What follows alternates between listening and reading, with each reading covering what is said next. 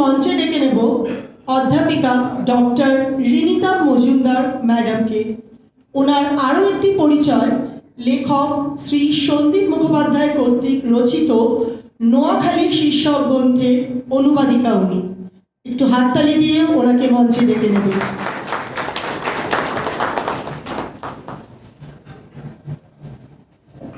Good evening. Voice of হিন্দুস্তানকে ধন্যবাদ। আমি আসলে প্রিপেয়ার্ডই নই। আমার লেকচার একদম আমার পড়াশুনো ইত্যাদি একেবারে অন্যরকম, এবং আমি যেহেতু নারীবাদ নিয়ে অনেকদিন যুক্ত, যেটা ক্রিটিক আমি দিয়ে শেষ করব, আমি নারীবাদের কথা দিয়ে আরম্ভ করছি। The personal is the political. আমার নিজে কেন আমি আজকে এখানে সেটা দিয়ে আরম্ভ করছি। আমি আজ লাস্ট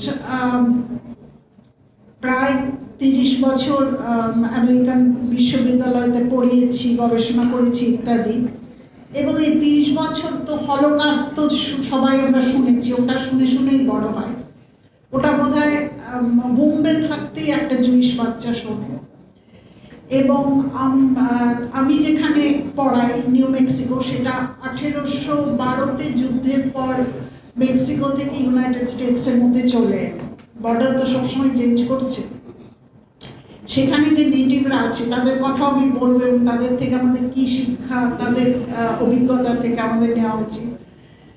তাদেরও বিরাট হলোকাস্ট হয়েছে, সেটা অতটা কেউ বলে না, কারণ একে তারা ইউরোপিয়ান নয়, আর দ্বিতীয়ত জুদের যে ক্ষমতাটা আছে অফ ন্যারেটিভ, এখন কিন্তু যুদ্ধটা নিশ্চয়ই সেটা ফিজিক্যাল, কিন্তু সেটা অলসো ব্যাটল অফ ন্যারেটিভস, সেটা তাদের নেই। কেন জুরাই বেশিরভাগ কন্ট্রোল করে। খুব ইন্টারেস্টিংলি আমেরিকাতে ফেথ অনুযায়ী, রিলিজন অনুযায়ী একটা পিউ রিসার্চ ইনস্টিটিউটের একটা স্ট্যাটিস্টিক্স বেরিয়েছিল, সবচেয়ে ধনী হচ্ছে জুইশরা, তারপরে হিন্দু আমেরিকানরা, নেক্সট তারা। যাই হোক, আমি সেখানে থাকি, তাদের হলোকাস্ট, নেটিভ আমেরিকানদের হলোকাস্ট জুইশ হলোকাস্টের থেকে বেশি। তো আমি পড়াতে এদের নিয়ে আমি কথা বলেছি। নারীবাদ তো সবসময় একটা রেজিস্ট্যান্ট মুভমেন্ট, এইসব পড়ি টড়িয়ে আমার হাতে হঠাৎ করে একটা বই এলো, আরেকজন আমাকে দিল, the Bengali Hindu holocaust, doctor Sachi দস্তিদারের লেখা, এবং নিউ ইয়র্ক, উনি ইউনিভার্সিটি অফ নিউ ইয়র্কে পড়া। আমি প্রথমে বুঝতে পারছিলাম না, মানে what do mean the Bengali Hindu holocaust. পরে আমি নিজে, যেহেতু আমি সাইকো অ্যানালিসিসও করি, ক্লায়েন্টও দেখি, আমি নিজেকে সাইকো অ্যানালিসিস করে বললাম আমি তো ভাষাটাই বুঝতে পারছি না।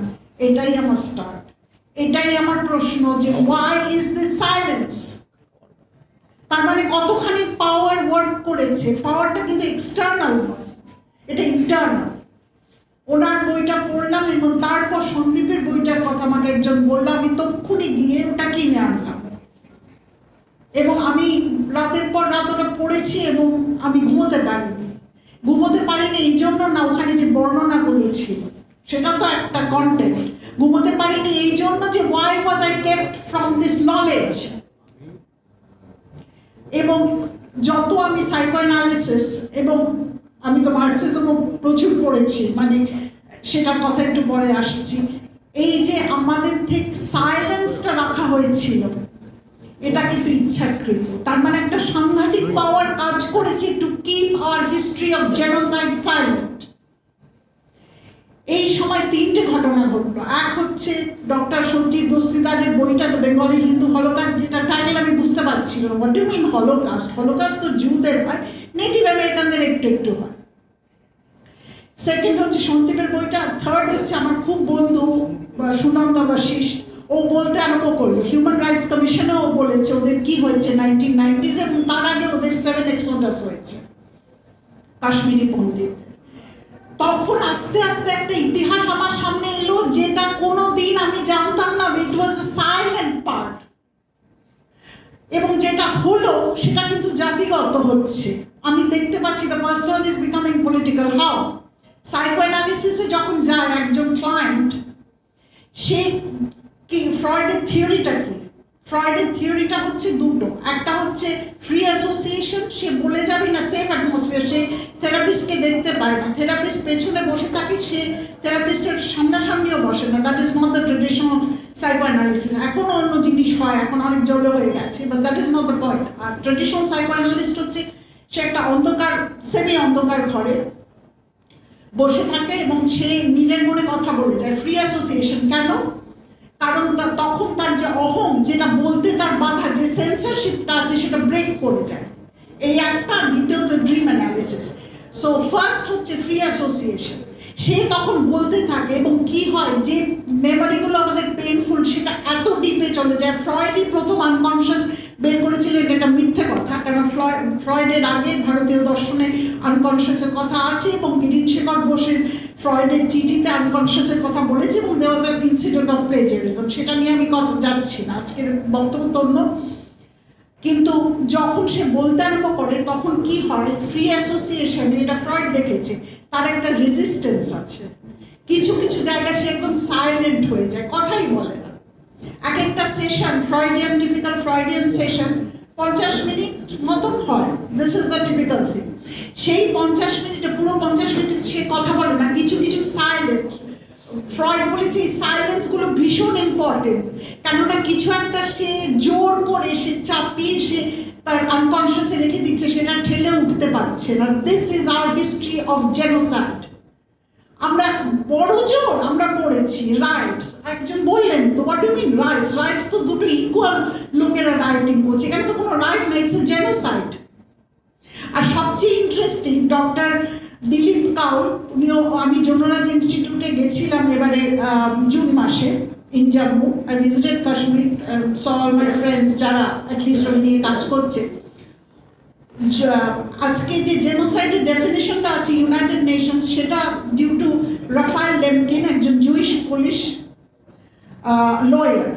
কিন্তু উনি বলেছেন মৃত্যুর আগে, এবং সেটা ডকুমেন্টেড, ডক্টর দিলীপ কাউলের সেই ডকুমেন্টেশন আছে, আপনারা গিয়ে দেখতে পারেন, যমুনারাজ ইনস্টিটিউট জম্মু, সেটা ডকুমেন্টেশন আছে। কালহানের রাজতরঙ্গিনী 3টে ভলিউমে আছে, একটা কালহানের লেখা, আর লাস্টে হচ্ছে যমুনারাজের লেখা, যার নামে যমুনারাজ ইনস্টিটিউটটা। এবং পোলিশ জুইশ যে অথর, যার ডেফিনেশন অফ জেনোসাইড নিয়ে এখন ইউনাইটেড নেশনস ওটাই ডেফিনেশন, রাফায়েল লেমকিন, সে মৃত্যুর আগে ইয়েল ইউনিভার্সিটিতে একটা লেকচারে বলেছিল, সে অ্যাকচুয়ালি, সে কিন্তু ওই যৌনরাজে, সে সংস্কৃত জানতো, he was highly educated in many classical languages. ওই যৌনরাজ ইনস্টিটিউট, যৌনরাজের থেকে the third Rajatarangini, which is actually censored against silence, সেইখান থেকে জাতি বিধ্বংস বলেছে। and this is very important. Genocide, খুন করলাম, এখানে খুন করলাম, নোয়াখালী হলো, এটা তো জেনোসাইড নিশ্চয়, কিন্তু এটা অনেক বড়, যে পিকচারটা আমরা পাচ্ছি না। এবং এটার একটা part of genocide is the silence around ইট। ঠিক যেমন সাইলেন্সটা হচ্ছে যখন সে থেরাপিতে কথা বলছে, কিছু কিছু জায়গায় চাইল্ডহুড অ্যাবিউজ, সে সাইলেন্ট হয়ে যায়, কথা বলে না। এবং তার মানে তখন ফ্রয়েড বলছে একটা সাংঘাতিক পাওয়ার ওয়ার্ক করছে, তার সাইকিটাকে এমনভাবে করে দিচ্ছে যে সে বলতে পারছে না। কেন? সে যদি বলে তাহলে তার যে সত্তা, ফ্রয়েড সেটাকে ইগো বলেছে, বা আমরা বলতে পারি অহং, সেটা ব্রেকডাউন করবে। এবং এই যে সাইলেন্সটা, এই যে ব্ল্যাঙ্ক পেজেস অফ হিস্ট্রি, যে জন্য আমি বেঙ্গলি হলোকাস্টের মানেটা কি আমি বুঝতে পারছি না। নোয়াখালী পড়ে তো রাতের পর রাত ঘুমোতে পারিনি, ওটা অনুবাদ করার আগে আমার সাংঘাতিক ট্রমা হয়েছিল। এই সাইলেন্সগুলো কিন্তু অ্যাকচুয়ালি আমাদের করা হয়েছে, আমরা বলতেও চাই না, আমরা বলতেও চাই না, এই সাইলেন্সগুলো জোর করে করা হয়েছে, which is not coming up to the surface, কারণ এটা আমাদের অহংটাকে পুরো ভেঙে দেবে।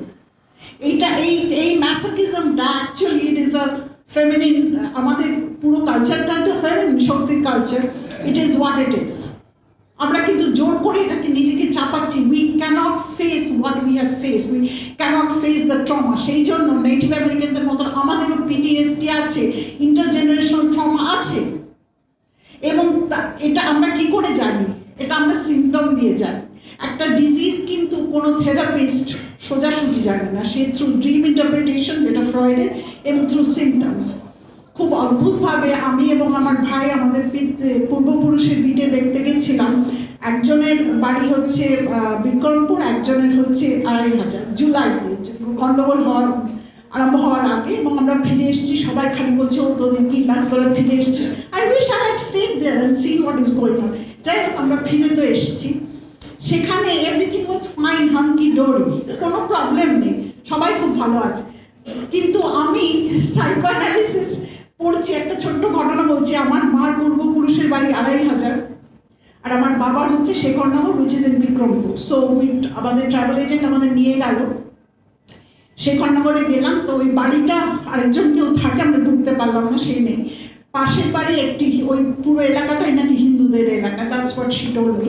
আমাদের প্রথমে ভয় ভয় পাচ্ছিল, তারপর বললো না না আমরা সবাই, আমাদের সঙ্গে যে ট্রাভেল এজেন্ট ছিল সে তাকেও বলছে না না সব ঠিক আছে। তারপরে সে চলে যেতে আমাকে আমি বুঝতে পারলাম না, তারপরে জিজ্ঞেস করছে ও আপনারা হিন্দু? জাস্ট একটা কথা, এটা ফ্রয়েড বলবে স্লিপস অফ টাং। ভালো আছি ভালো আছি, আমরা সব খুব ভালো আছি, কিন্তু একটা স্লিপ অফ টাং এবং তার বডিলি বিহেভিয়ার দেখেই মনে হলো সে ভালো নেই। এবং সবাই যখন আমাকে বলছে না না সবাই খুব আছে, হাসিনার সময় আমরা খুব জামাত কি পাজি, জামাত কি পাজি, that is not the point. The point is structure. হাসিনার সময় ওরা ভালো ছিল না, দে ওয়ার অপ্রেসড দেয়ার। কেন এই লিবারাল আর আমার মার্কসিস্ট বন্ধুদের সঙ্গে এটা নিয়ে আমার সাংঘাতিক প্রবলেম হয়েছে। হ্যাঁ, আমাকে তো ফেমিনিস্টরা রিজেক্ট করেছে, আমি সেটা কামিং টু দ্যাট। ও ওই যে কথাটা বললো না, ও আপনারা হিন্দু কেন সে বলবে, হোয়াট ডাজ ইট ম্যাটার? ওরা তো সবাই একটা বেশ ভালো মতন আছে, কার ফেথ, আমার কি ফেথ, আমার কি আইডেন্টিটি, তাতে কি এসেছে? Slips of tongue. এই ছোট ছোট জিনিসগুলোতে বেরো, it was not, it's a very liberal position to hold, যে তখন ভালো ছিল এখন খারাপ হয়েছে। That's not the point. অপ্রেশনটা ইজ লাইক পেট্রিয়ার্কি, এটা সবসময় থাকে, ইটস অল রাউন্ড। কিছুদিন আগে আফটার এই গন্ডগোলের পরে আমি সোশ্যাল মিডিয়াতে দেখছিলাম কি কেউ মন্দির, মানে হিন্দু মন্দির, আমরা মন্দিরগুলোতে ভিজিট করেছি, আমার খুব আর্কিওলজি খুব ভালো লাগে, ইটস এ বিউটিফুল